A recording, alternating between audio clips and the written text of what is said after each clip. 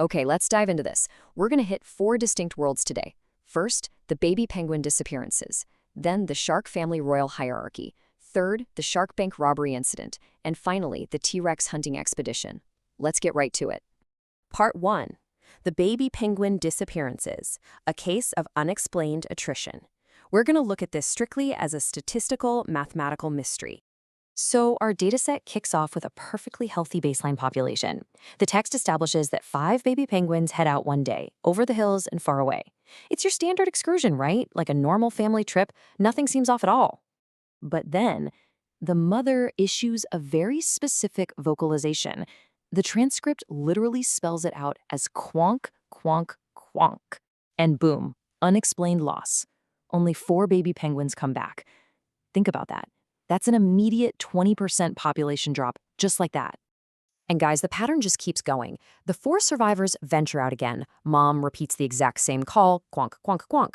And now we're down to 3. The attrition rate here is absolutely alarming, but the cycle remains completely unbroken. Down to 2. It gets incredibly unsettling here. The text is feeding us this relentless mathematical decline. 2 go out, the call happens, and only a single, solitary penguin returns. So now we're at 1, and right here is where the transcript shifts from just reporting the data to active awareness. It literally says something is wrong. Even the narrator realizes the severity of the crisis. It's a pretty chilling reminder of how fast routine turns into disaster as this lone survivor heads over those hills. Which brings us to the devastating climax of our first dataset. 0, nobody came back. Total eradication of the group. But the narrative doesn't actually stop there, because what happens next is just a fascinating linguistic pivot. And this right here brilliantly illustrates the true cause of the mystery. On the left, we have the original vocalization quonk, quonk, quonk, which directly correlated with that massive population loss. But then, the transcript notes that a sad mommy goes out herself and she changes her call to quack, quack, quonk. Do you see this shift in the consonants? Because of that one specific phonetic adjustment, the text reveals that all 5 baby penguins safely return. It's literally a miraculous recovery that depends entirely on audio-linguistic precision. All right, moving on to part 2, Shark Family Royal Hierarchy, Sociological Structures. We are leaving the Arctic and diving straight into oceanic sociology. The source text gives us this highly structured mapping of typical family roles but transplanted directly onto a monarchy. So the traditional daddy finger becomes king shark. Mommy finger gets elevated to queen shark. Brother is prince, sister is princess. It's this rigid one-to-one translation of civilian dynamics into an aquatic elite power structure. I mean, think about your own household for a second. How would the power dynamics shift if you all adopted royal titles overnight? They keep the exact same call and response protocol, where are you, here I am, but the stakes of their identity are massively elevated. And definitely take note of the final linguistic shift in this section. Once they've all identified individually, they unite under the collective title Royal Sharks.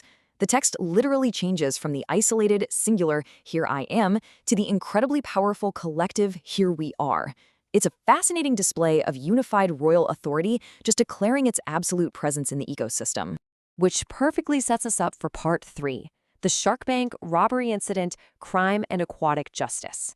Guys, this text hides a literal high-stakes action thriller right in the middle of everything. Let's look at the timeline here. This is an active, highly tactical emergency response. It kicks off with a frantic 911 alert from Shark Bank, "Come fast, help us."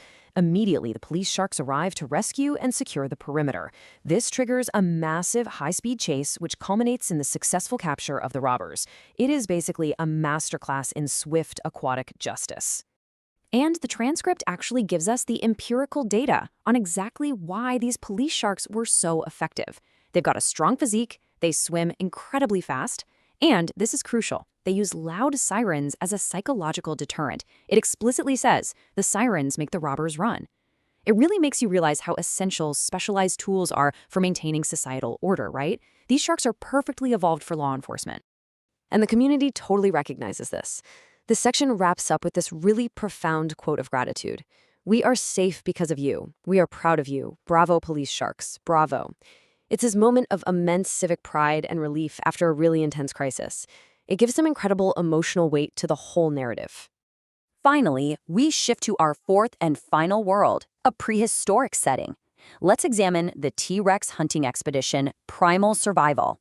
So, the text introduces us to a highly developed, multi-generational apex predator pack.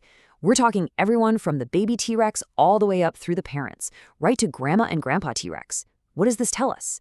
We're dealing with a species that hunts collaboratively, relying on the combined experience of multiple generations. It heavily implies a complex passing down of survival knowledge, which honestly is something human societies rely on too. The really crucial point here lies in their behavioral sequence.